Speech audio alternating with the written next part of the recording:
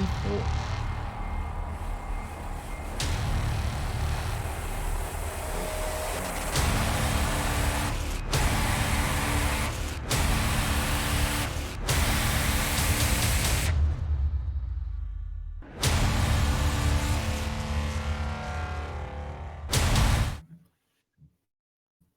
We are live, boys.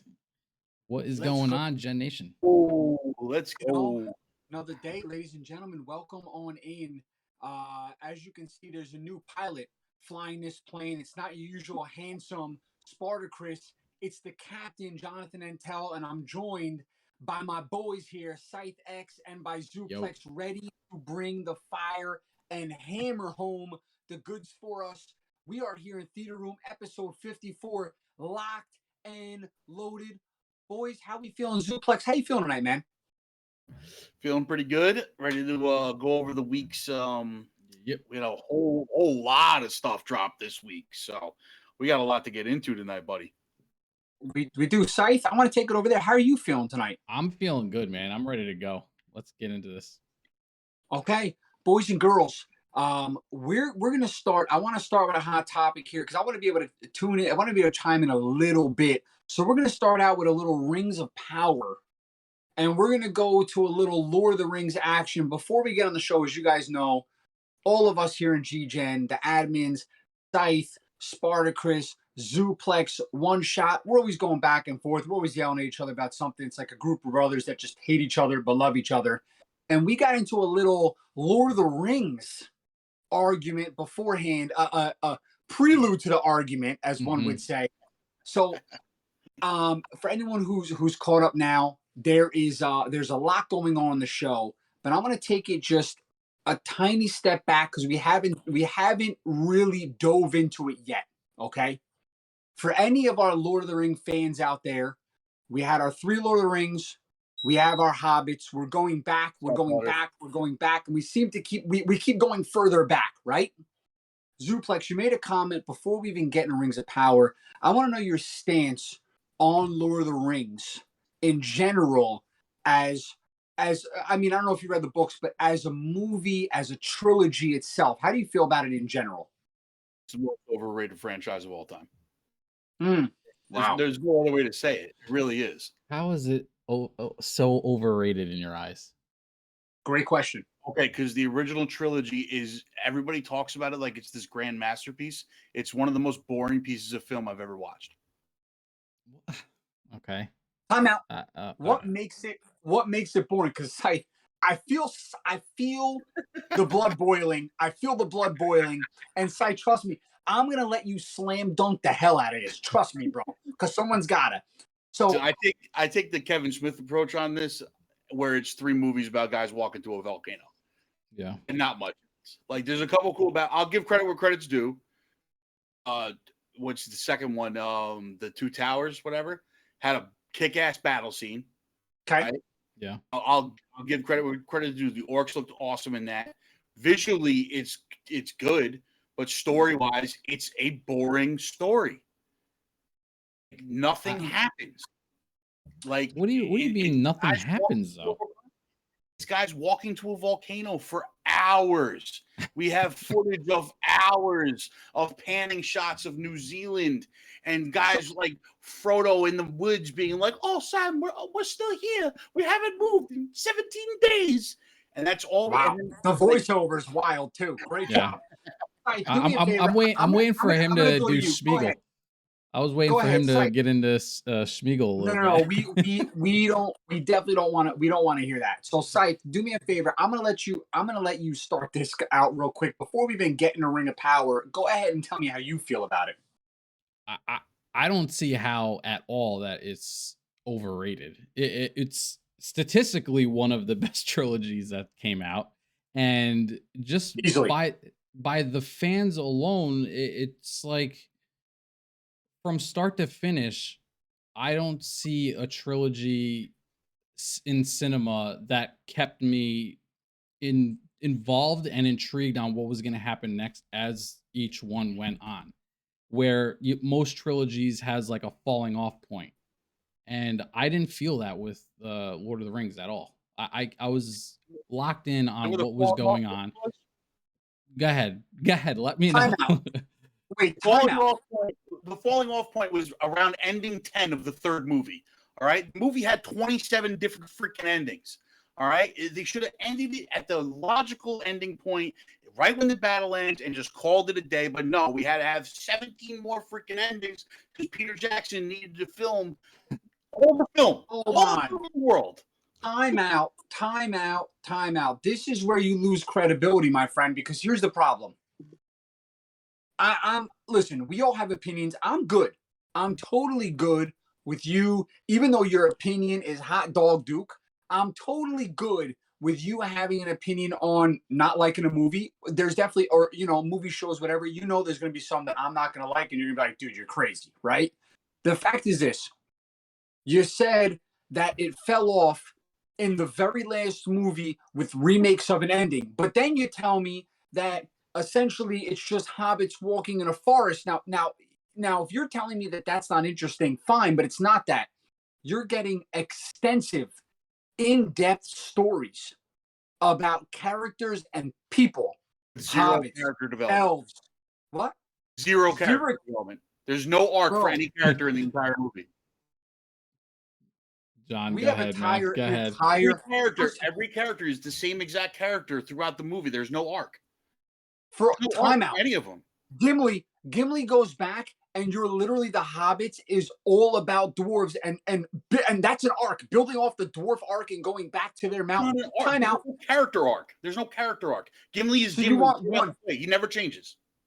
That's how great the movie is, because you don't need a character to go up and down, because the main character is Frodo and seeing his struggles, okay? And Samwise going through the struggles together, the ups and downs. You don't need the guys who are chasing them to also feel it. And by the way, it's nuts, because you can see their struggles internally about what they want to do, and their efforts to continue their journey to find the ring and protect it. Do they have to go through an emotional upside? First of all, the elves and dwarves are not supposed to be emotional, so you're not going to get that. The only emotional character ride you're going to get is from the human aspects of Ryder, right, who ends up being the king, but you're not going to get that from anybody else. But now we have branch off movies based on the people and the full blown dwarves and the elves and the humans, and you have so much more that you could build off of. And that's what all of these, bro, you went from Gimli being dwarves to a trilogy of Hobbit movies and built off of that. Okay, Which were just as boring as the original trilogy. you are, bro, listen, I'm very glad. I am very glad. I haven't been in a lot of theater rooms, and from what I know, there is not drug tests required before we do this. This is true. Quite frankly, bro, I understand, like, we see these views with your AEW take, right? So, like, you're the go against the grain guy, and I get it. It's you play the role, and it's a character. It totally fits. I love that about you. Oh no, this is But no when you character. go so far, when you go so far off the reservoir, and Scythe and I are trying to figure out if we can even put you back on the rails, you lost it, bro. You lost it. So let's go next. I obviously know you said what you said about the Hobbit, so let's go into Ring of Power. Yeah. You're caught up on it, Scythe. You're good with us. I'm not caught up. Okay, so he's not. Okay, so essentially, the Ring of Power, for anyone who hasn't seen it, essentially what it is it goes back even further, and it essentially it gives you the story before Middle Earth. Okay, it gives you the story of before Sauron. It gives you the story of how it got to really the elves, where they are and the power and their people. It's really just giving you a background of the massive battle of Middle Earth and what took place after the fallout of that epic battle that happened. Okay, so thousands and thousands and thousands of elves perished, thousands of orcs perished. Sauron, essentially, now they're on the chase for him. They're trying to find out if he's even alive after centuries of chasing. They can't find anything, right? So now let me ask you, I do have to say this. sometimes a show can make something so in depth that it can tend to lead you to an area. And I felt like this about Moon Knight the first few episodes. It tends to lead you to an area of what's the point of this, right? Mm-hmm. But with that being said, the characters, the actors and actresses are awesome. The casting is phenomenal. Okay. The visual graphics and for you to say visual graphics for Lord of the Rings is okay, it's beyond epic. All right. I said it was good. I didn't say it was bad. I didn't say it was okay. Yeah, but good. Dude, the visuals are gorgeous. Visually, it was a good looking movie. It's like it's stunning. You're watching this and you're like, wow. You can tell Like, this is boring. you can tell they're peeling back layers again, right? To try and get to the next topic, so to speak. Fine. But you have to do that. I mean, Scythe, if you're watching a show, yep, or just a show, I'm not going to talk about a movie because sometimes it's tough to fit everything into one. That's why Star Wars has so many. That's why Lord of the Rings has so many. Bro, we can go to Indiana Jones, right? We can do a lot of these because there's a lot of. Don't you want in depth? Don't you want something you're going to watch and say a few episodes in? Now I know why they started it like this, right? Don't you want buildup of that nature? Yeah, you want to work to a payoff. You want to be able to hop on the ride and get to the destination and understand why you're there. And it has to kind of circle back and just confirm what you already watched. So I don't understand. Wait, why there's no following a ring to a volcano in this. Why did it lose you so quick? Listen, I watched the first 2 episodes. Sure. The first episode was very slow. Very slow. I get it. They're introducing a lot. You know, it's gonna by nature, it's gonna be like that. Absolutely. There's so far. Okay, I think a part of this problem is also that this is coming out around the same time as House of Dragon, right? In 3 episodes of House of Dragon, we got extreme character development in 3 episodes. 2 episodes of Ring of Power, we've got 0 character development whatsoever. Okay. Like, listen, the Lord of the Rings trilogy has always been based around visuals. It's not based around good story. I'll say one thing. Your thoughts on character development from the original trilogy doesn't. I can't be there with you on the show if that's your bar.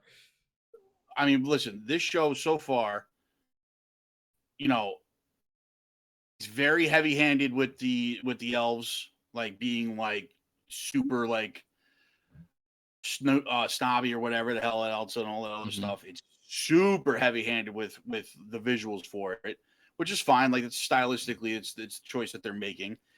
The story itself is taking very long to start unfolding. In 2-hour-long episodes. But you're comparing, and you're right. But you're comparing when you said House of Dragons. It took literally 2 full seasons, right? 2 or 3 in Game of Thrones to get into a battle, and now that they fed you that in House of the Dragons, 3 episodes in, you already had a battle, right? So the fact of the matter is not that they're microwaving it, right? But they're already at the point where they could give you that. The problem in a show like Ring of Power and even Lord of the Rings is there is so many different lands and so many different places and so many different things going on at once.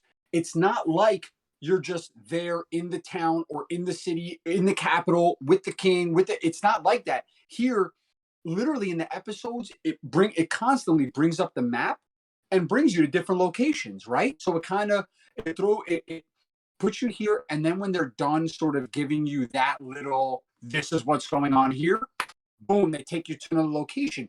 So it's tough, dude, because I get why you're a little jaded by it. House of the Dragons, battles, oh my god, dude, like I'm in it. It's not all about battles, though. It's not like you're distilling it down to just the battles.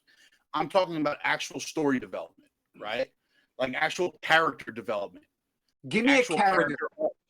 Give me a character right now, 3 episodes in House of the Dragons, that is so paramount to 2 episodes in of Ring of Power. Give me a character. Give me Your question. what I mean by that is you're harping on character development. Yeah. What is it that blows you away about any of the character development in House of the Dragons that you can't say Ring of Power is doing? I don't understand. We've already seen extreme character development in 3 episodes of House of Dragons of the King, Rhaenyra, Daemon, pretty much the entire Targaryen family, right? They're doing it in such a way that they are able to get very quick character development that makes sense to the story without feeling shoehorned in, right? Whereas in 2 episodes of Ring of Power, it's just everybody is who they are. There's no arc for any of these characters, and it's going to be like that because that's the story of Lord of the Rings. Even the books had no character arc. One of the biggest things against Tolkien's writing is that there's no character arc in his characters. He builds worlds, right? And he built the world, and it's a very big world, and everybody loves it, and I get that. But what I'm looking for in story, most of all, is always character development. So there's none in Lord of the Rings. So it's obviously built around, you said it's built around the elves predominantly so far, right? Because they were really the keepers of the Middle Earth before anything, right? And as we saw in Lord of the Rings, that's where the relationship went bad because the rings of power affected the human kings worse, the humankind worse, and they ended up getting so power hungry the elves and humans separated over that. The elves went on their own and the kings became kings of their world, whatever the case may be, Okay, so my question is, what about the elves, the developing, even in the first episode where Galadriel, I don't know if I'm saying her name right, I think I am, she's leading her platoon, right? Because she took over her brother's task of finding Sauron. Where you didn't see, like, first of all, her character development, her struggles, the other elf struggles, her best friend who then became political, and you could see his internal struggle of maybe not wanting to send her to that afterworld and talking about his, the plight he has with it. And then it just, bro, there's so much that's going on there. And how about the guy? That's not an arc. It's a linear line. Those are who those characters are. They don't change at all. You know what I'm saying? That's not development. That's just status quo. What needs to change about the character for it to not be status quo? You have to actually like be challenged in some way, change in some way. They're not doing that. Like that guy, right? That's her friend. I can't remember their names. I can't remember any of their names. Yeah. That guy that's her friend, right? Okay. Was the same on the battlefield as he was in politics. He's not changed. He's got no development. He's the same guy. Like he did exactly what you expected him to do. Right? You didn't expect him all of a sudden to be like, hey, take this key, get the hell out of here, blah, blah, blah, blah, and set her free, right? He did exactly what you expected him to do. She did exactly what you expected her to do. I mean, I didn't have an expectation of any of them because to me, the Lord of the Rings with the elves, they are they're the type of people. And like, this is where, Scythe, I think you can agree to this. In Lord of the Rings, you're watching the elves and they're very matter of fact. They have a way of life. It doesn't change. Absolutely. Right? Absolutely. And that's who they are. So the fact is I didn't have an expectation because in this, you could clearly see there's an internal struggle. So I didn't know. I didn't see it. See, that's the thing. You saw an internal struggle, and maybe you want to see an internal struggle in them. I see no internal struggle with them at all. Bro, she was on the boat. She was about to touch, I guess one of her general's hands. Her brother's knife is on the floor. She's about to go to the afterworld and decides while she's crying, she listens to her brother. She makes a choice. Established in the first episode that that's the person she is. So again, it's not a development. It's just her being her. You know what I'm saying? Like that's just status quo. Like they established. So she has to make some sort of drastic. She has to make some sort of. How about the elf? It has to be so drastic. But I'm saying like there's zero. Like the I mean, elves have always been my biggest problem with Lord of the Rings because like you said, by design, they don't change. By design, that's what they are. You're always going to be able to dictate what Legolas is going to do. You know what I'm saying? Like he never makes a different decision. They're boring characters in that aspect. I don't know. For me, I feel like they always listen to the chain of command, and I'm seeing many of them question that. I saw many of it. The one soldier, and I don't know if they said his name, but he was at the post for 75 years, and he sort of fell in love with that woman. Every soldier who's an elf would just go back because he was being recalled, but instead he stayed. Right. So like you're seeing some difference. What? Why did he stay though? Because he had more information than the other elves. He knew that their mission was in jeopardy, and he's following his orders. No, he stayed because he fell in love with the woman he keeps going back for. I mean, yes and no, but they haven't really shown that at all. By the way, guys, Butters is saying he's waiting for Jerry Springer to stop this train wreck. I mean, listen, for me, it's very simple. Like I look at it. I want a story that I don't know where it's going. And the fact is this: we knew the ring was getting to the volcano. We didn't know what battles were going to take place. We didn't know who they were going to meet. We didn't know who was going to turn. We didn't know which one of the wizards were going to turn. We were there for the adventure. Yeah. So the whole time we knew it was getting to the volcano, bro. But what made it so special was we didn't know what the hell was going to happen on the way there. And when they got there, you felt the whole time you knew he was going to get there. He was going to throw the ring in, but he didn't. He put the ring on. You didn't know that it was going to get to that, that struggle at the end. You didn't know all that. And by the way, you want to talk about the Two Towers fight, the last fight where it's literally. Stop it. It was so lame, bro. It was so lame. Those ghosts and the eagles, it was the lamest battle scene I've ever seen, bro. First of all, stop it.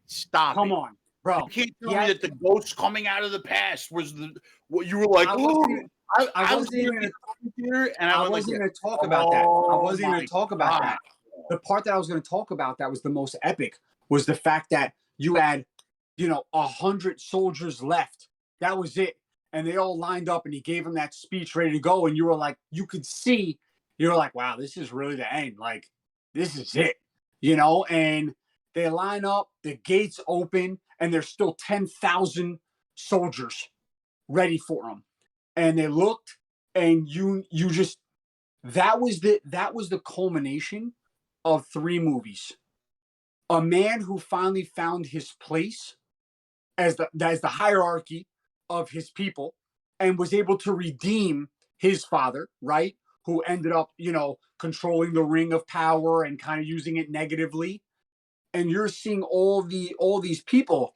I just can't understand how the journey for you didn't make it epic, bro. And like House of the Dragon, what's so different about this than now what we got from Game of Thrones for 10 seasons? I don't understand. I mean, different from the Game of Thrones that we got. Well, it's definitely better than the last season so far, because the last season of Game of Thrones was straight dog trash. Right? Okay. But what we've gotten so far, like, you really don't know where this show is going to go.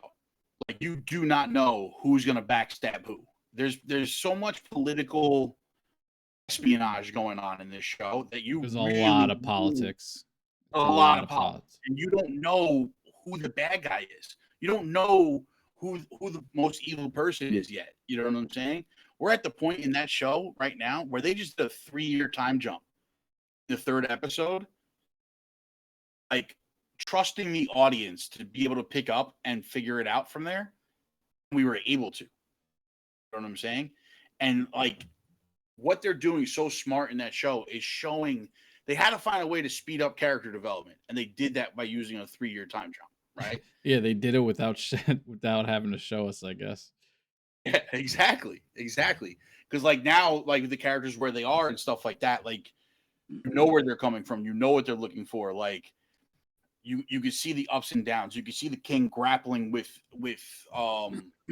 whether or not he should force his daughter to marry somebody that she doesn't want to marry. You know what I'm saying? Like you see all these background characters that are. Hold that thought. Yeah. You see the king grappling with what? With the idea of like whether he should force his daughter to marry somebody she doesn't want to marry. Okay, ready? Yeah. In Ring of Power, we saw the king grappling with sending Galadriel to the afterworld or to let her stay and continue her journey, knowing like that's her purpose, but he feels as though it's better served there so there's less turmoil here. There was no grappling with it, dude. He was like, it was 10 seconds of him being like, what should I do? Send her to the afterlife. Like, there was no turmoil there. How long did the king think about letting his daughter marry? How long did the entire second episode? It's his entire third episode. He goes back and forth like 4 times. Yeah. I mean, look, Johnny Butters is very true. Dude, a nephew has sex with his auntie. That is what you call building a character? I mean, bro, he's right, though. See, Johnny, this is how he connects. It was brother and sister having sex, and the nephew saw it. Even better. This is how he connects. This is how so sorry. By the way, this is his definition of character build. Incest. My bad. So yeah, and they were all campaigning to have the king's cousin's daughter to be his next queen. It made no sense. Yeah. I'm like, what is this? Yeah, I mean, bro, game of incest is what it is. It really is, by the way, and it comes down to this, dude. You're drawn more towards that type of show, you and millions of others. Now, obviously, it's a very popular show. You're drawn to that, whether it's the action or maybe that type of story, that type of those type of characters and that feel. You're drawn more towards that, right? So, like, for me, I'm not drawn to a show where like main characters are killed off every other episode. Like, I don't. That's where The Walking Dead also lost me. I didn't need to wait around and see. Okay, well, when was this one dying? When was this one dying? To me, about this last week though, right? Where we were saying like the better shows like Sons of Anarchy, Walking Dead, Game of Thrones, all these massive hits. What made them so good was that you never knew who was gonna die. Yeah, no, you're right. Definitely, there's a lot of uncertainty. But why does a storyline to give you uncertainty have to make you wonder what main character is dying? Right? Like for me, I don't know if you watch Wheel of Time at all. Okay, so Wheel of Time, Scythe, have you ever had an opportunity to dive into it at all? Okay. So I know a little bit about it because I know about the 26 book series. Yeah. But you're just a guy who doesn't like books, bro, clearly, because Lord of the Rings has a lot of books too. So I understand reading. I've probably read more books than you. I mean, oh god, like, here we go. It seems like a library is probably not something you've ever fallen into, but it's fine. Listen, dude, if you like the visuals and you like the main characters dying, it's all good. Neither here nor there, bro. All I know is this: Ring of Power is definitely Lord of the Rings, not Ring of Power. Lord of the Rings definitely clowns anything Game of Thrones will ever put out or has ever put out. And maybe you and 3 other people in Alabama that love sleeping with their sisters probably like. And outside of that, I'm going to have to say that of us normal people up here in the northeastern sector of the country don't thoroughly enjoy. But hey, dude, to each his own. We still love you, bro. You're still our guy.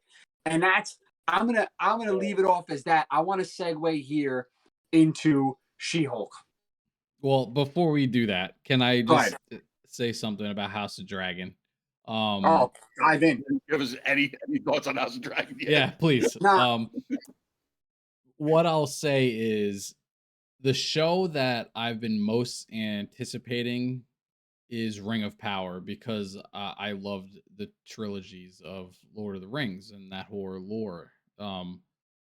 But on top of that, I hated the original Game of Thrones. I must have fell asleep 5 times trying to watch the first 2 episodes. I was like, the same for me. I'm done. I can't do it. And despite how everyone would talk shit like, "Oh, you're crazy. It's the greatest show." I'm like, I just couldn't do it. I will say House of Dragon, giving it a chance because it's a prequel and I didn't need to know the original story. I gave it a chance. It grabbed me a lot sooner than the original did, and now I'm along for the ride. I will say that. The show has been good from start to finish. The first episode was a little slow for me, but Slow. Yeah, it was a little slow. the second episode was good, and the third episode had the giant battle with the prince, and he just going fuck wild. It was incredible to me. Um, what's crazy though is I do feel like as good as the other characters of the show, um, how well they're doing as far as their development, as you want to say, Zuplex. I want to say Matt Smith is kind of carrying the show because there's points of the show where it's like, all right, I'm slowly getting bored of this little, story we're going through.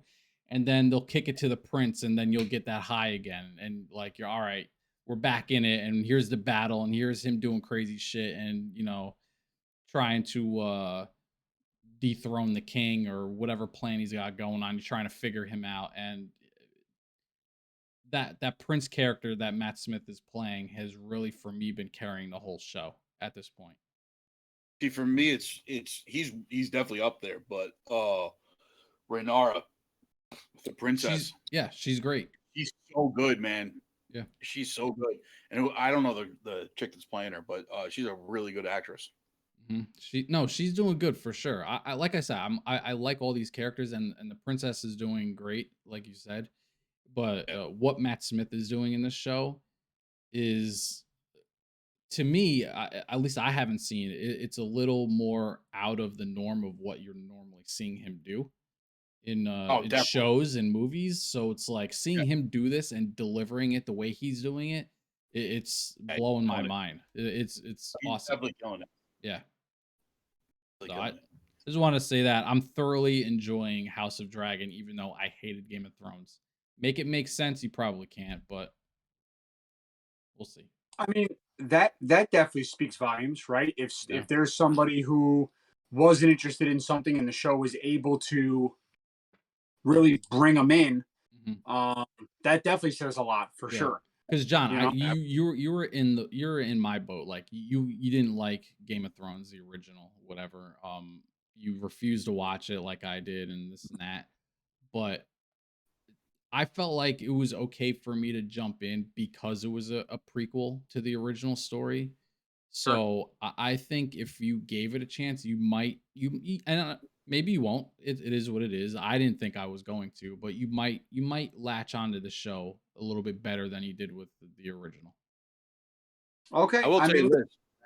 Go ahead. For all honesty's sake, I was in the same boat as you guys with Game of Thrones. I didn't start watching Game of Thrones till season 4 was out.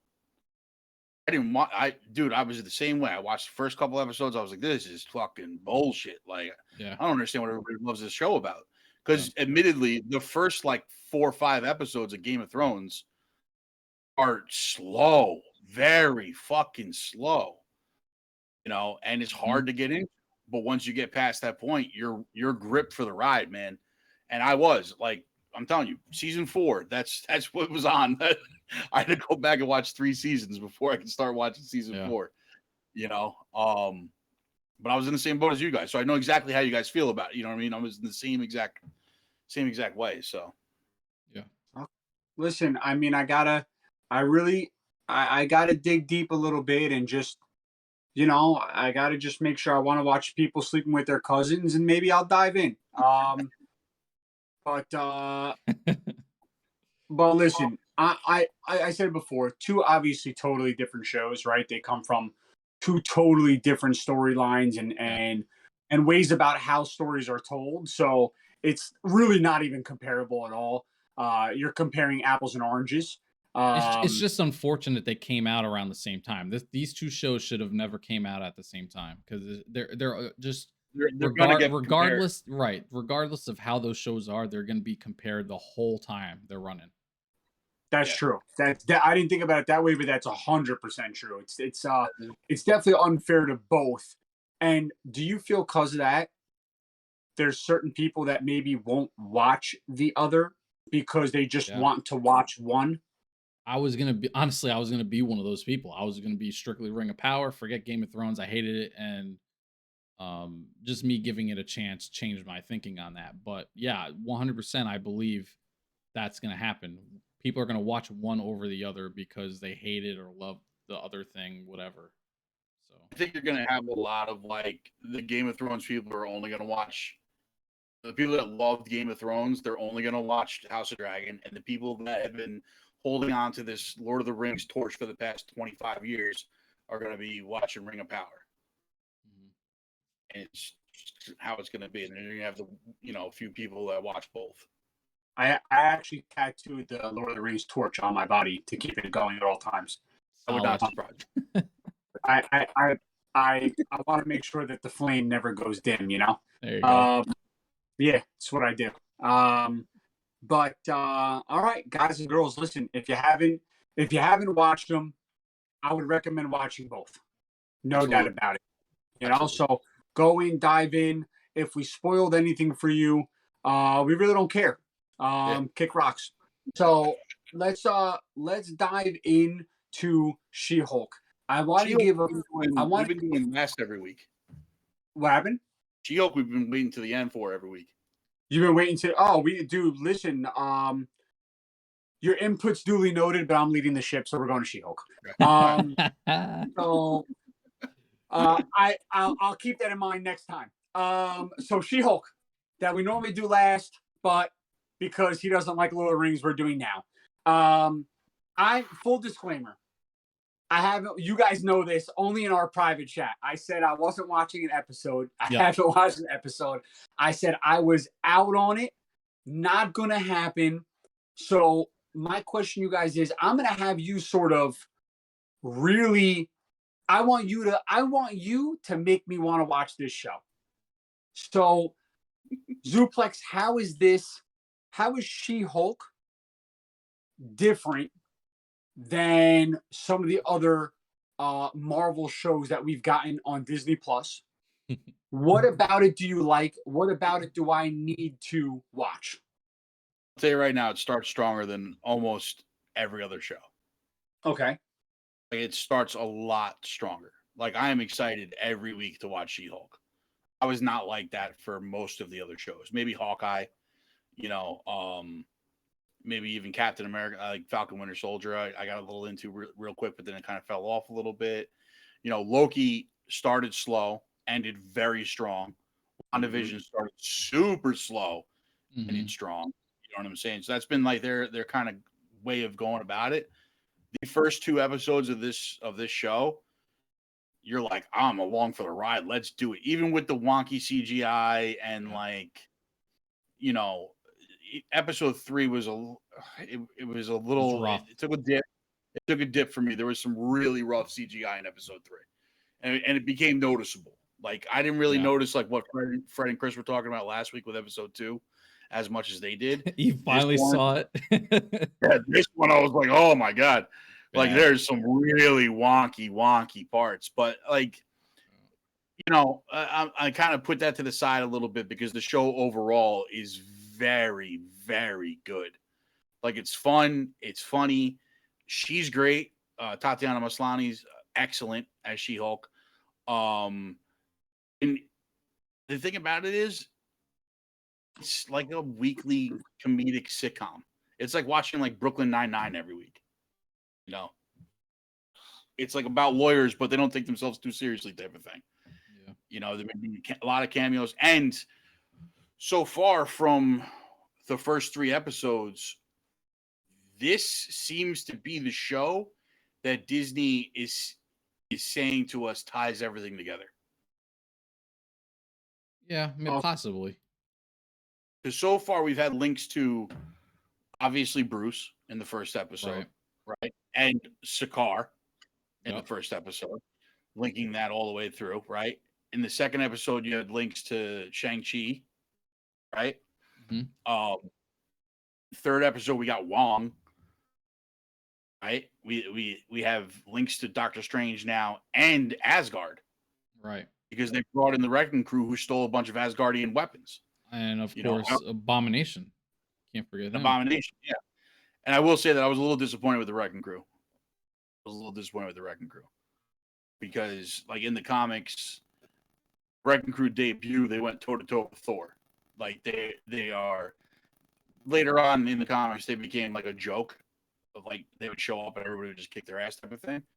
But like their debut in the comics, they went toe to toe with Thor trying to steal powers from Loki. That's how they got their powers and stuff, you know.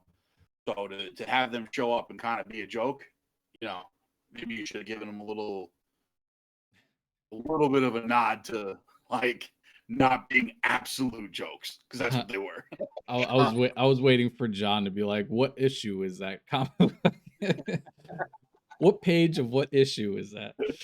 I was actually thinking to myself, I was gonna say, oh, like they did with the Illuminati and the 30 Seconds Yeah. of Fame. Pretty much. By the way, off topic, there's rumors out there that Mr. Fantastic never died in Doctor Strange. I'm just throwing that out there. It's a rumor that's floating around. Oh my god. We'll Yeah. get into it. Yeah. We'll get into it. To get back to We'll get into it. She-Hulk, yes, this probably had one of the best first episodes, in my opinion, of all the shows. For me, it's falling off quicker than I would like it to. Episode 3 was like we're climbing, we're here, plateauing, and now we're just nosediving, in my opinion. Episode 3 was a major step back. I would say though, if you were gonna check it out, if you were really trying to hook people to watch the show, I could see why they made episode 1 the best one so far, because it had everything you kind of wanted out of it to reel people in, and now you're kind of stuck to see where it goes. Um, and you're kind of just along for this weird ride, and it's a shame because she's actually very good, but any the fact that she has to be a lawyer as She-Hulk, which covers pretty much the majority of the episode, and the CGI is so bad, it pulls me out of it. I can't just sit there. I'm like, oh my god, she's walking in and out of rooms, and she just looks like an NPC walking up to you in a video game. Like it's just it's bad, man. It's really bad, and it's a shame because all the actors and actresses, they're killing it. They really are. They're doing a great job. It's just everything around it. I feel like I hate to say about Marvel that they've gone cheap with the budget for CGI, which is their bread and butter because we're dealing with superheroes in a fictional world. You know what I mean? Like But it's also not a what they're- movie. It's on Disney Plus. You know they're not going to be able to have the same budget. No. I mean, come on though. Of all the we had WandaVision had better CGI. We had witches fighting each other in the air and two visions fighting each other. Like Yeah. Also, I mean, they didn't have to also recreate an entire character from scratch, though. what are you talking about? What character? She-Hulk. They had to recreate She-Hulk. They had to create She-Hulk from scratch. Okay. They had no template to go off of. Like Bruce is a template. Like Vision's a template. You know, like they can. Yeah, but how difficult? How difficult? I don't see how. Yeah, go ahead. I was gonna say, how difficult, with all due respect, is it to create She-Hulk from scratch when they already put the groundwork in of where She-Hulk comes from? It's not as if we're getting a brand new. Like if you say that. Oh, I'm talking about actually building the CGI.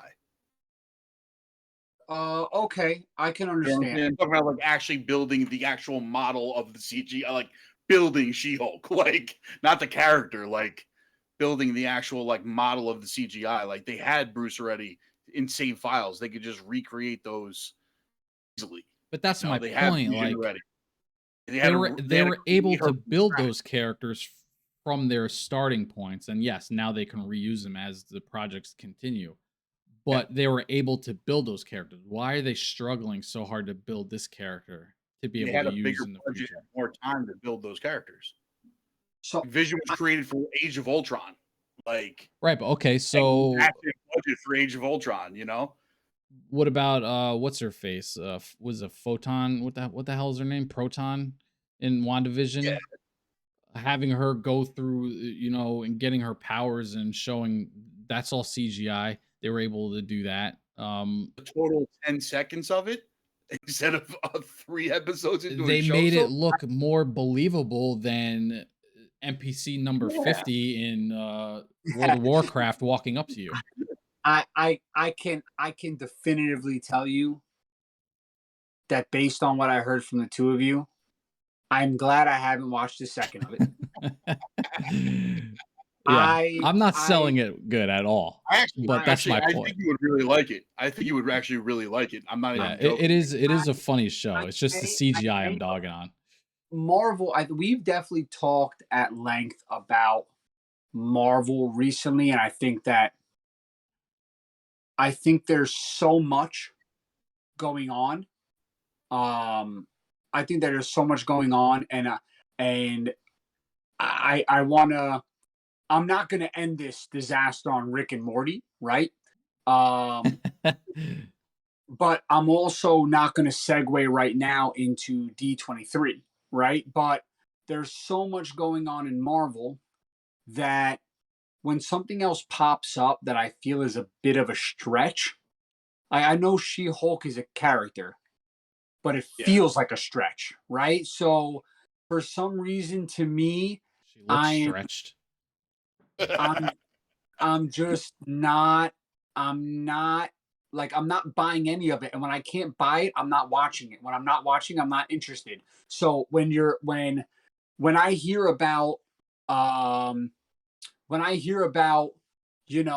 shows like Falcon and the Winter Soldier, I get why it's there, and I'm into it. Mm-hmm. Loki, we knew why Loki was there. At least we had a feel for it, and then it kind of blew our minds, right? Yep. There's reasons. Like Hawkeye is not something I'm diving into. To me, the fact Hawkeye that was great though. I'm not saying it wasn't. It's top tier, man. It's top tier. It's ahead of everything. I'm not saying it wasn't. I felt like it was another. And by the way, this is a nod to the show. Daredevil was also a great show. Mm-hmm. But right, it's a nod to the show. But I wasn't interested in that storyline. So for me, it's not something that gets me. And now Marvel has so much, and even a character like Moon Knight to have a show and possibly not even be in the MCU movies is sort of like, how far are we going to go with this? Right? Are we? He's going to be in the movies eventually. I mean, I'm hoping. I really am. Yeah, when we get to Secret Wars, everyone's going to be in it. Yeah, I mean, 20 years from now. Exactly. So for me, it's sort of a stretch here, and I'm like, yeah, I'm not getting through, She-Hulk and this and that as fillers. I don't need fillers, right? I need. Yeah, but I don't think this is filler though. I think this is going to lead to a much, much bigger, especially after episode 3. Because there's a whole point where the Wrecking Crew tries to attack her and she kicks the shit out of them, and they try taking her blood. But obviously, that's going towards a much bigger thing, and I got a funny feeling it's going to have a lot to do with either the Super Soldier program, so it's either going to be Sharon Carter in my eyes, or it's going to be Madam Hydra. And this is probably leading us into Thunderbolts. Yeah. I mean, that would make sense with Abomination. It kind of ties it all together. Exactly. So I feel like all of these shows, we've talked about it before, like all of the shows, even the ones that you refuse to watch, are all leading towards something. I just think that what Marvel's doing, we spoke about this before, is that they're giving you the breadcrumbs right now, and they're not going to pay off for fucking 2 years. And which is a shame. It's a shame because those seasons, like Moon Knight, man,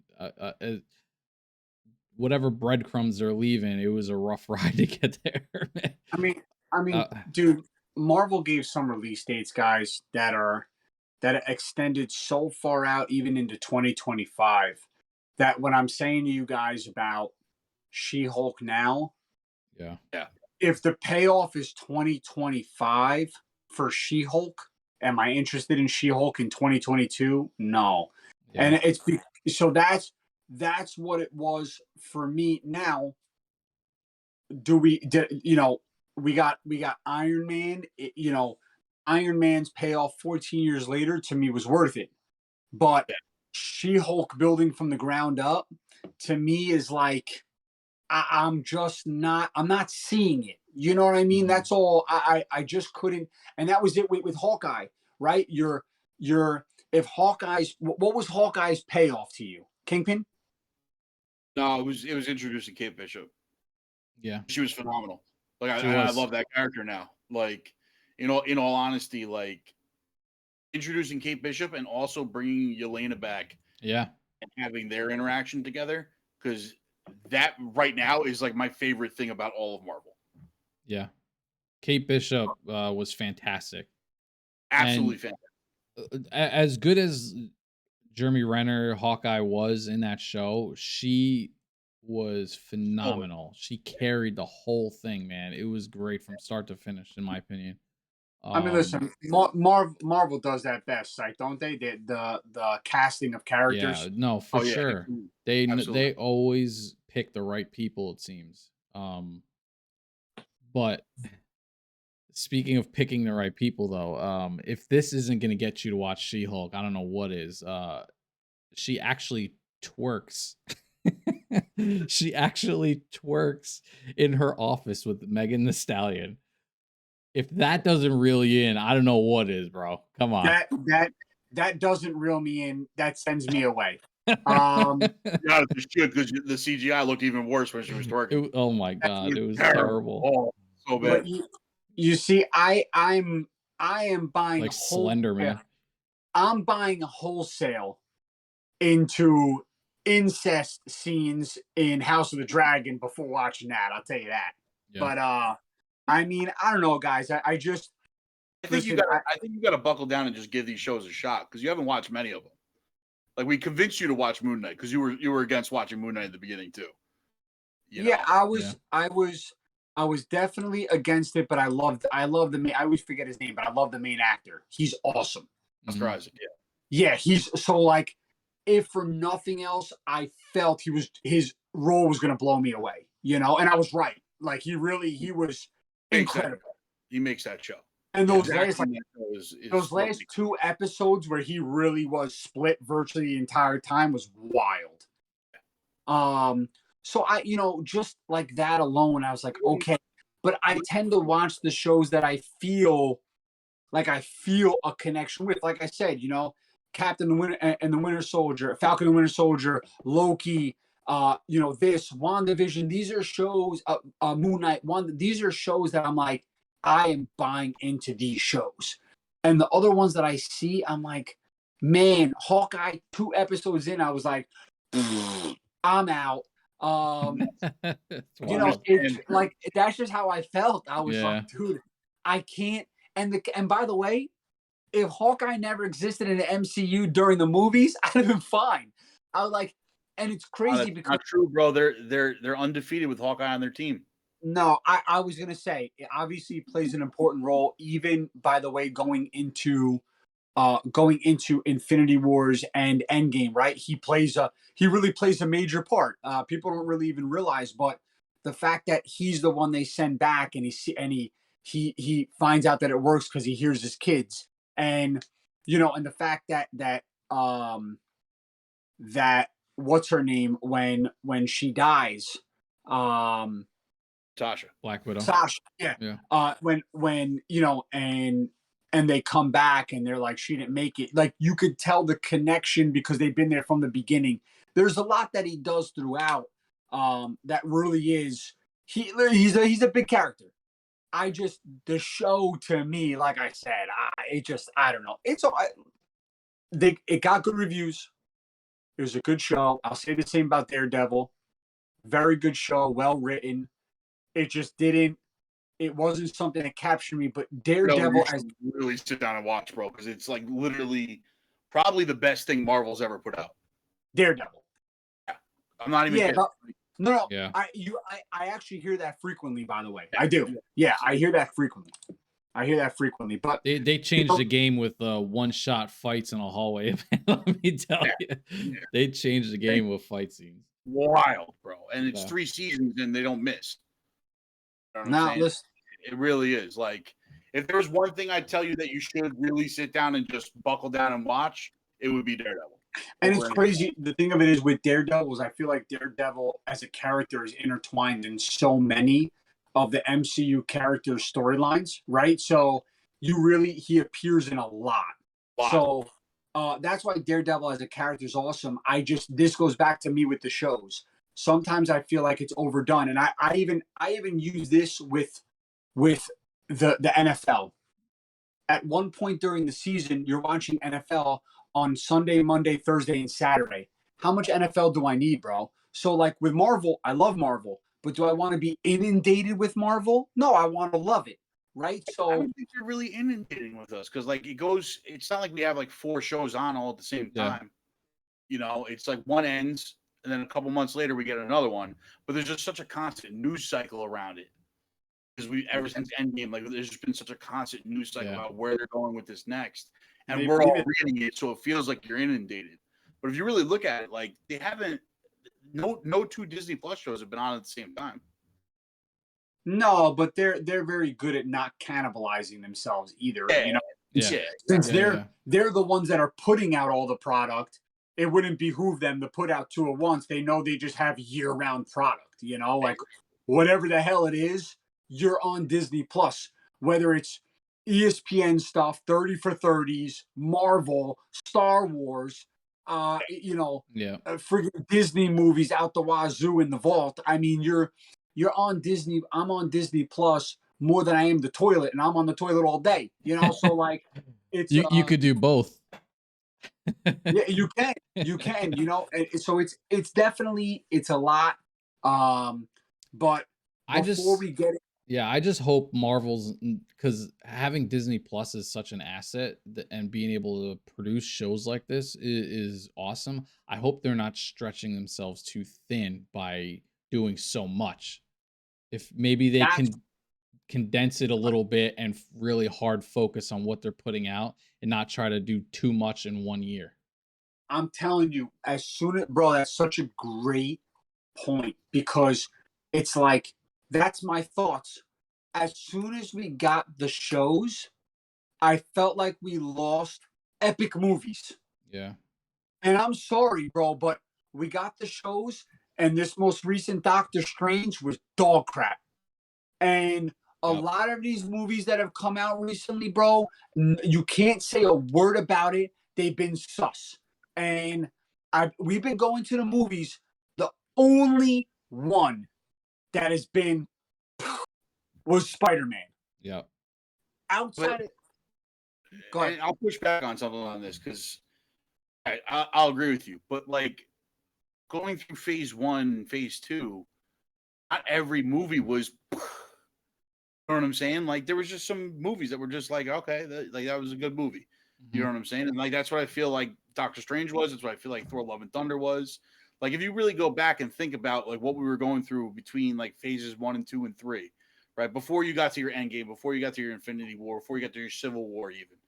Like, was there really that many mind-blowing Marvel movies? No, but here's the problem that they run into is now there's an expectation of quality, and the quality has been slowly declining in the movies, I would say. I agree. And by the way, listen. After the second Thor, which was dog crap, right? We know that. It was the first. They started to, well, we got an introduction of a character. Yeah, I enjoyed the first way more than the second. I'll give you that. And by the way, even the first Iron Man wasn't like groundbreaking, but we got Iron Man, right? So you kind of were like, oh, that's pretty cool. Iron Man 2 and 3 were like, right? So that's my point though. Yeah, so we got, but after we took that turn, you got, once they got to that place, Then you got movies like Ragnarok, Guardians of the Galaxy. These are movies that you're like, holy crap. Civil War, right? Even the Winter Soldier I thought was phenomenal. It's my favorite movie. It's one of my favorite movies of the whole MCU. They took a turn, and it's sort of like they were like, okay, we built this foundation. Now we have all of our pieces with directors in place. And now we're full blown going. Now here we are. Endgame hit.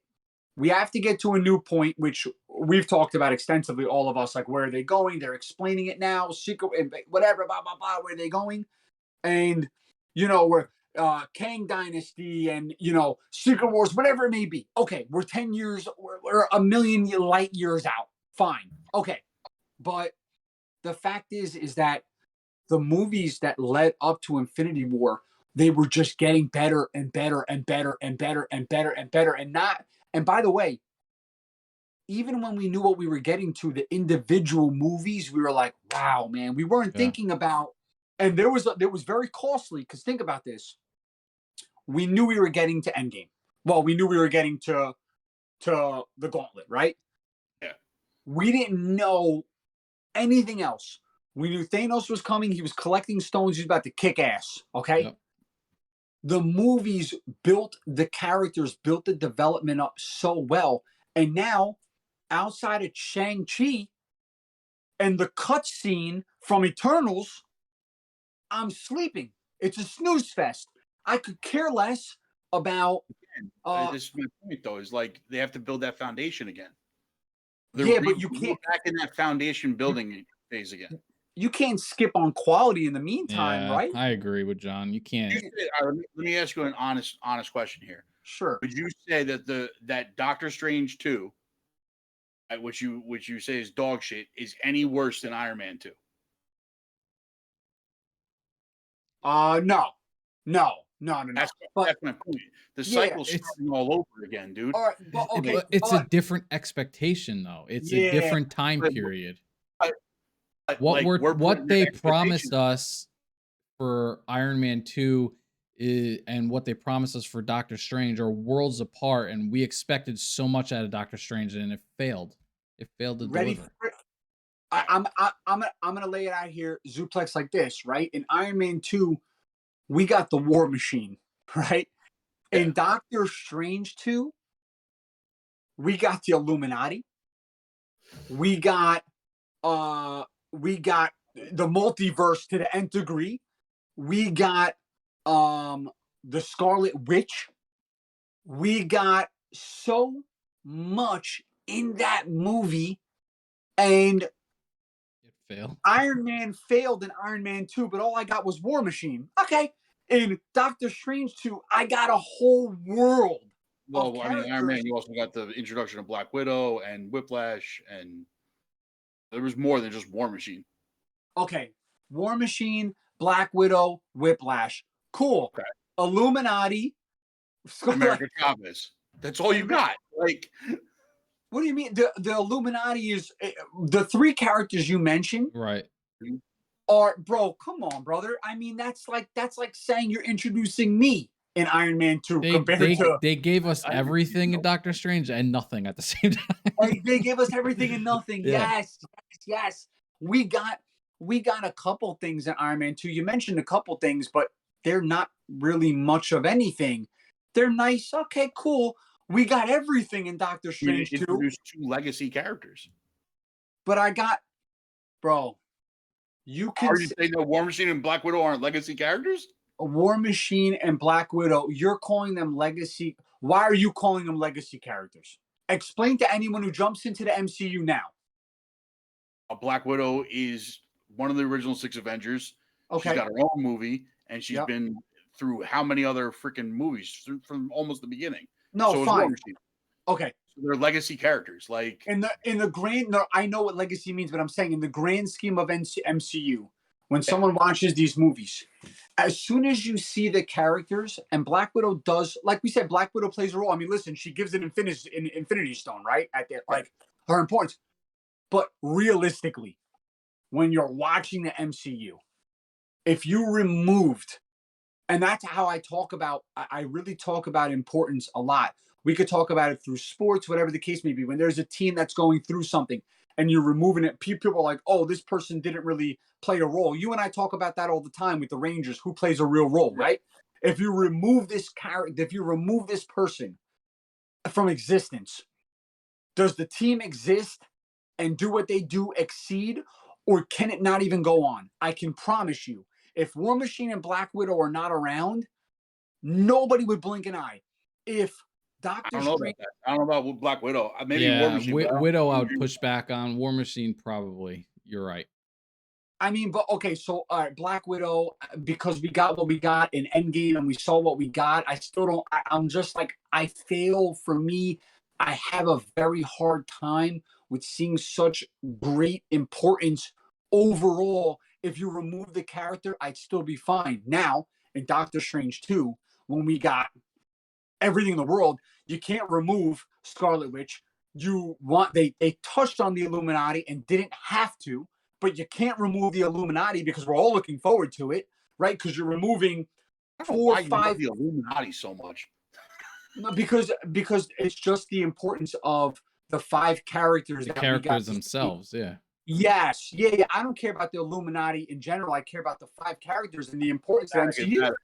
I can understand more. Yeah, the Fantastic Four, X-Men. We're talking, yeah. So for me, I call it the Illuminati because all 5. I could go through all 5, but like it's that's why to me you can't remove any of them. You can't remove anybody from Fantastic Four. Am I right or wrong? You can't. You can't. Can't remove Professor X from X-Men. Yeah. I mean, You could bro, have like. no, come on. It's Professor X and Magneto, and they're going back and forth. And in the meantime, they're developing other mutants that exceed them. Yeah, That's what X-Men is. Phoenix comes directly from that.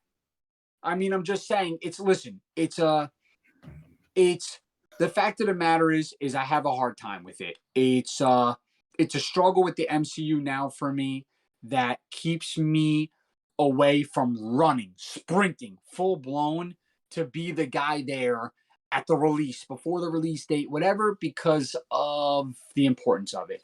But I'm hoping, and I feel like the shows do. I feel like the shows did that to me.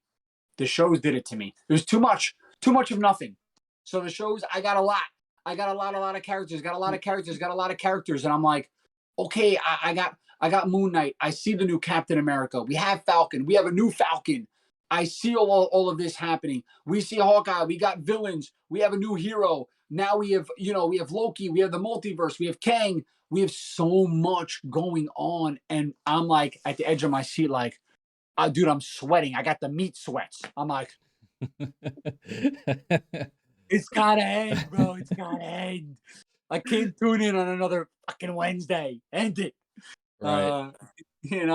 But like they have to rebuild. They have to rebuild the universe now because like don't have the Avengers anymore, right? So I think that's part of their. I think that's part of their problem, though. To be honest, like at least, and I know you hate phases, but at least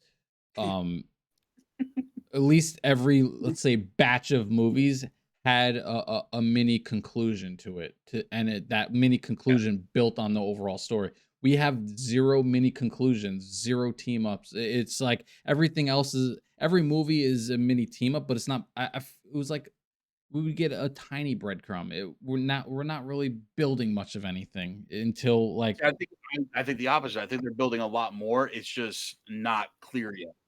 Lately, we're building maybe a lot more everywhere. We're building a lot more. Yeah, right. It's not one. It's not one line. It's a handful of breadcrumbs. You're just throwing it and seeing wherever branches. they go.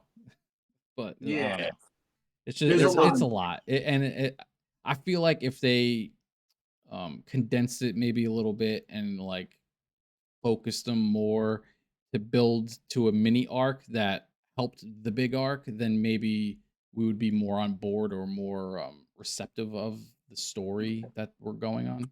But I don't know. We also had talked about at one point, like Chris had brought it up, that Phase 4 seems to be like tying up all the loose ends after the fallout of it. Like this entire phase has been just fixing everything that happened after Endgame, Yeah. right? Yeah, that's true. That's true. Would you guys agree that though? I think what kept us connected for 14 years, movie to movie, was each cutscene. It was really like the same characters or the same thing. You would know they were tied in. Like for me, The next thing. yeah, I feel like you need like a Samuel Jackson cutscene in each movie.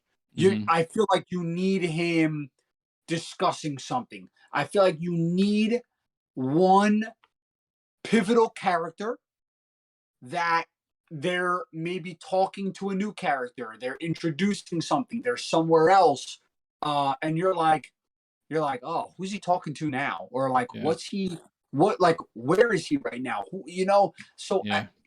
and like Fred, We're getting there's multiple of that. yeah, there's Getting like Fred said, Yeah, they're so all over, It's all right? over.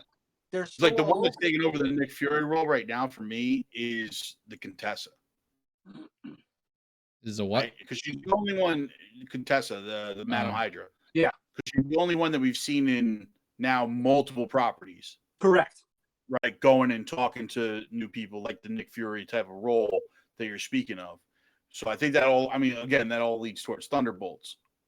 We're assuming, right? Yeah, she's definitely touching base with Yeah. all with I it's a great point. That's a great point. Yeah, for sure. I mean, could that be? Yeah. Listen, It's not, but the problem is it's not all the properties, right? Right. It's only the ones specific that are going to lead towards Thunderbolts, right? And now we have these other movies that are branching off into another direction that we have no like idea of where they're going to, and that's kind of the problem that they're having right now. Yeah. I still think they should do what Chris said a while back when we first started this thing. I think he said this. It was have Deadpool be in every movie and have him be the bridge. I mean, it works though. Like he's the type of character that can make that work. Absolutely. Even if he comes on screen, he looks at someone, he's like, "Fuck you, bro." Yeah. You're like, you're just. He's like the greatest anti-hero of all time, you know. And you're like, this is great. And by the way, not even just him, even a new Wolverine. Yeah, even if it's Hugh Jackman, I don't care. Wolverine is also a character that crosses over a lot with other characters. He works with Spider-Man. He works with all these people that he does so much. You're like, you could see that, and everyone's like, when you could just the character. We want those characters. Character that puts it together. You know what I'm saying? Like he's not like the Nick Fury type that's going to put all these people together.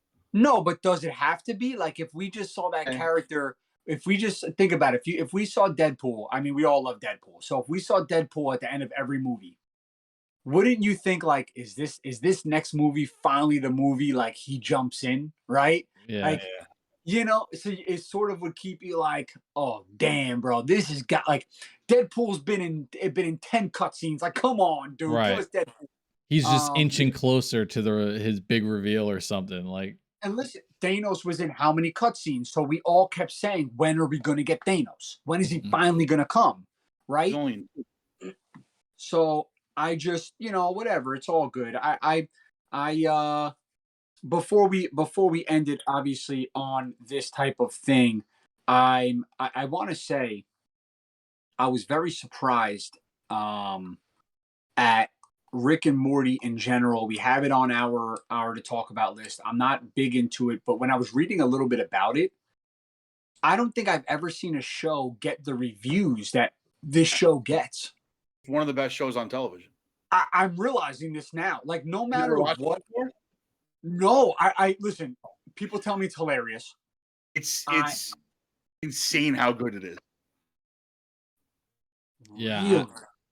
I've been hearing this for years how good it is, and telling you, people are telling me it's funny, it's out of this world, it's fun, and like, and for me, I'm a big Back to the Future fan, and that's what this cartoon is basically all based off of. And in a roundabout, like, it's based off Back to the Future, but not really. They do the multiverse better than anybody's ever done the multiverse. It's loosely based or whatever, but loosely based. With that being said, I haven't really watched it, and I don't really have a reason for it. It's just something I just never got around to, and it becomes a thing where it's like it's so far away from the start of it. Like I'm just like I'll wait for it's all done, and then maybe I'll binge watch it at some point. Well, Yeah, I'll tell you guys right now, as a huge Rick and Morty fan, because I'm a massive Rick and Morty fan. yeah. And I got into it late also. I like people were telling me about it. I finally decided to dive in. I had nothing else to watch. I was like, let me catch up on this show. I was like, it can't be that good. I was blown away by how entertaining this show is, episode to episode to episode. Plus, also has like an overarching story arc throughout the entire series, without like beating you over the head with it. Bro, I'm everything you're Yeah. saying, I gotta say, Zuplex, I'm reading it right now. Whether it's IMDb, who rates it a 9.2 out of 10, IGN a 9 out of 10, Games Radar 4 to 5. I mean, I'm looking at this, and without Rotten Tomatoes. What is it on Rotten Tomatoes? I don't know. I'll look it up right now. I thought you said the score. My bad. No, I'll literally look it up right now. I got it. Here you go. Let's see what it gives it. Let's see what it gives it here. Average rating is a 4.5 out of 5. I mean, dude, this is, oh my God. Rotten Tomato, the critics gave it a 95% and viewers gave it an 88. I mean, dude, I'm telling you, I think this is one that I'll definitely, dive into. Every review I'm seeing here is that it just blows it out of the water. You know, I definitely, with us having not seen it, right? We're actually getting yelled at by One Shot now. He's yelling at us that we haven't seen Rick and Morty either. Yeah. No, I mean, listen, you got. It's not because I didn't. For me personally, it's not because I didn't want to watch it. I just never got around to it, and now I just feel like it's so far away from the start of it that I don't have any desire to like rush into it at this point. I'm telling you, man. It's a wild ride once you start, though. Yeah, I bet. Once you start, it's a wild ride because like all the random clips I see is hilarious. So I don't doubt you on that. It's absolutely a wild ride once you start. That's crazy, bro. I gotta dive in. Maybe what I'll do is I'll sit down.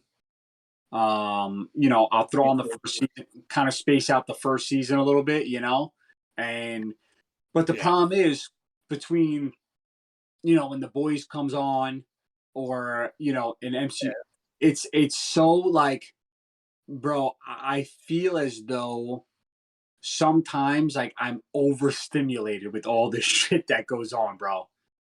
So like there's Rick a lot. and Morty's low stakes stuff, right? Rick and Morty's low stakes. You can just throw it on, watch a couple episodes, turn it off. Like you're not gonna be like, I have to like watch through like, you know, whatever. It's a low stakes watch. You jump in, you know, watch a few episodes. You're gonna be hooked. You're gonna want to watch a bunch of it. But we're up to season 7 now. So how long are those episodes? Are they half hour? They're half-hour episodes. It's not, and they're not long seasons. They're like 11, 12 episodes, I think. Wait, is it? Are you up to season 6 or 7? Maybe it's 6 that's on now. I don't 6, know. Yeah. By the way, it's season 6. Season 6 of Rick and Morty. They gave 100% on Rotten Tomatoes and a 93. One episode so far. 2. It's one episode so far. That's crazy. 2? Oh, I missed an episode then. Oh, they must have debuted 2 episodes the other night. I only watched one. 100%. Come on, bro. I'm telling you guys right now, I will die on the hill of Rick and Morty. Here, like Buttersworth just said it, the guy turns himself into a pickle, right? Rick turns himself into a pickle to avoid family therapy. And then goes on an adventure and winds up having to go on an adventure as Pickle Rick. Yeah. He gets washed down the drain and ends up having to like build himself a cyborg pickle body. Where then he kills an entire like what was it? Rats. He kills a bunch of rats and cockroaches that are trying to kill him. Which then leads into a hostage situation with a bunch of Russians trying to steal government secrets. Bro, it's just this One episode. this movie feels like you got to be on some shrooms. Yeah. It's a wild show, man. I'm telling you. Giant heads come out of the universe and they pit Earth against a talent competition against the rest of these other planets, and it's a winner take all. All the other planets get destroyed if you lose the talent competition. And Rick has to come up with the song that saves Earth because all of the musicians died when the planet came into our atmosphere and caused a bunch of earthquakes. All the musicians, every one of them. All of them. So the president has to task Rick to create a #1 hit song, and that's where we get It's Swifty. Dude, that is, by the way, that just sounds like a roller coaster ride. Yeah. Of epic proportions. You guys watch I Archer? see what you go ahead. You watch Archer? No. No? Neither I've of seen you a few. watch it? Oh. Archer's hit and miss for me. Oh, okay. Because Archer to me is kind of like a wild ride. You don't know what the hell that dude's gonna be doing season to season. Morty blows Archer out of the fucking water, bro. I'm not saying it's better or worse. I'm just saying it's not even the same level when you actually get into Rick and Morty. Like, see, bro, but you see Zuplex. Look at the excitement. No, but look at the excitement. I asked you to sell me on She-Hulk. Yeah, actually, it was reversed. You just sold me on Rick and Morty, bro. You sold me, dude. You see what I'm saying? But do you see what I'm saying? You're being like the CGI is terrible. Yeah. But I mean, like, I left your convincing me of She-Hulk thinking to myself, I just saved 6 hours of my life. Okay. With Rick and Morty, I'm like, man, have I really missed out on something this epic? Right? You see what I'm saying? Yeah. Yeah. So like I'm gonna leave here. I'm gonna leave here and bro, not tonight because I'm pretty much a zombie, but I can promise you I am definitely going to be watching Rick and Morty. I just looked up what the first season was on Rotten Tomatoes. A 96 from the critics, a 97 from the audience. I mean, first of all, episode 2 was rated 100. So you can't go wrong there. And it gets dark too. Yeah, I mean, dark moments in the show, like there's a whole litany of things. Like the show is so multifaceted. And listen, I never thought I'd be the guy like having to be here, be like Rick and Morty. I'm telling you, you know. I'm sure once you saw it on the list that I gave you, you were like, why the fuck does this guy want to talk about Rick and Morty? By the way, so everyone knows, crazy. So most popular TV shows on right now, according to Rotten Tomato, this will probably blow your mind. Or it speaks to my point about to each his own. The Lord of the Rings, The Ring of Power, 85 on Rotten Tomatoes. Mm-hmm. House of the Dragon, 85 on Rotten Tomatoes.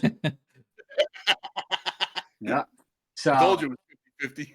Yep. So it's like, you know, it goes to show you, you know, but that's pretty cool, man. You know, I like to see things like that for sure.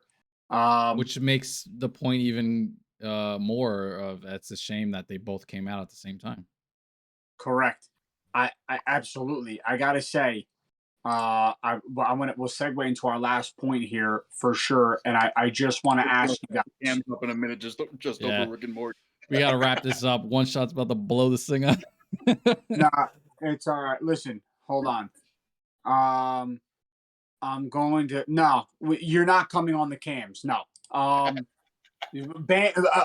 this bitch up. I just want to ask you guys at D23. It's all I want to ask you.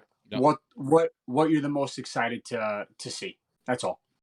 Finally seeing who the Fantastic Four is actually going to be, and not have the rumor mill 24/7. It's like watching it's like watching the trade deadline. It's like who's going where. It's like I just want to know. Let's get it over with. You know what I'm I don't know if saying? we're getting all four at D23. I think we're getting Reed and Sue. Yeah, I don't know. Just announce them all at this point. Yeah. Yeah, I agree with that. But they might not have cast Ben and Johnny yet. Maybe not. Yeah. They may not have cast them yet. I think Reed and Sue are cast though. Are they going to apparently announce there's gonna be a few people on stage with Feige that they're bringing out? Yeah, allegedly off this phantom list that came out of nowhere from some sort of insider. And Denzel Washington, Giancarlo Esposito. I saw that. Boyega. I saw that. Yeah. Boyega's supposed to be somebody like so. Dude, I can't imagine Denzel Washington in the MCU. Like, I don't know what he's gonna play. What the hell is he gonna play? I don't care. I love him. Exactly. I love him too.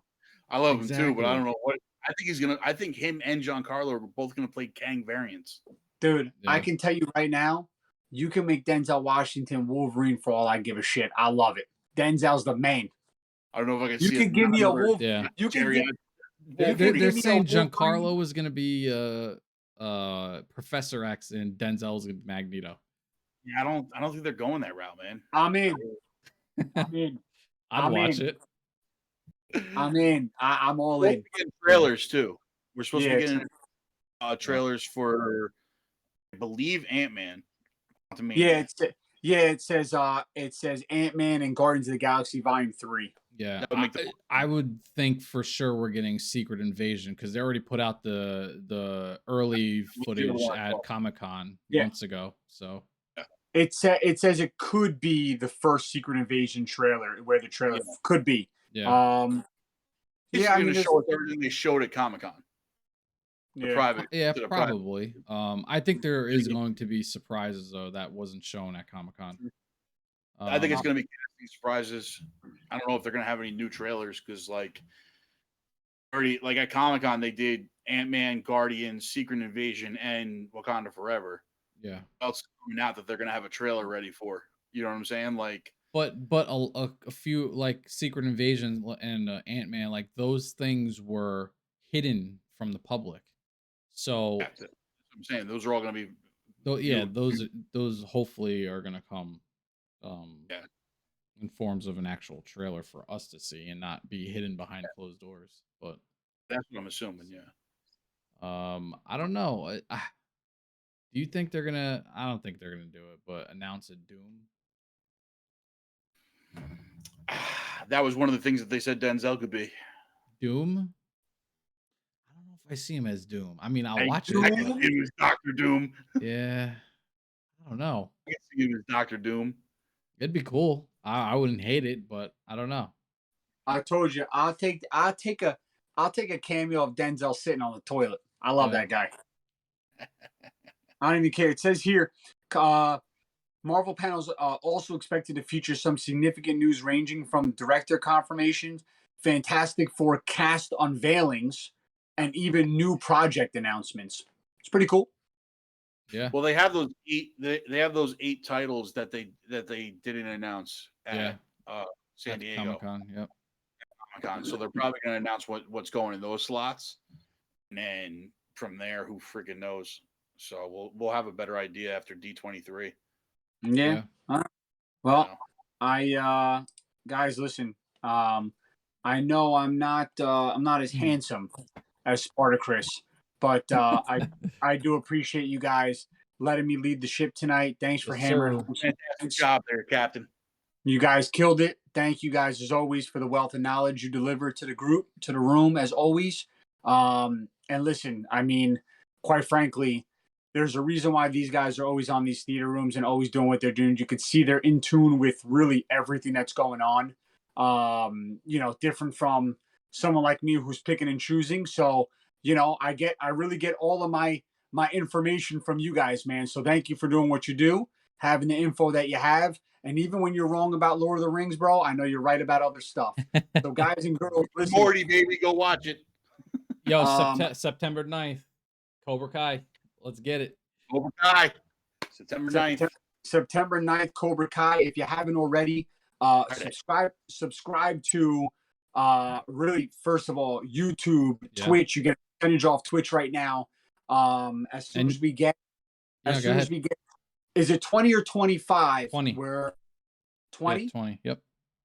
20. We're giving some free GGEN stuff away, dude, which absolutely is awesome.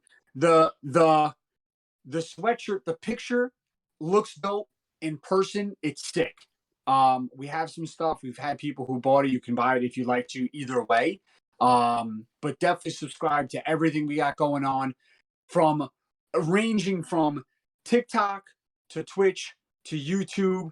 I mean, dude, we have it. Literally, we have it all. If you Facebook, if you can't get it here, you can't get it anywhere. And we say it all the time. You really can watch guys stream. You can listen to people do whatever. But we really pride ourselves on being like you guys and girls. And, you know, we're husbands, dads, blue collar guys. This is what we do. We work, we come home, we love doing this stuff, and we try and deliver a little bit of it to you guys and connect with everybody on the same level as us. And thank you for riding out with us, man. For now, I'm out of here. Scythe, thank you, brother. Yes, sir. Anytime. Butters, thanks for jumping in chat as always. Yep. Zuplex, thank you, kiddo. Oh, man. Anytime. All right, brother. That's it for now. GGEN's out. Captain's out. We'll catch you later.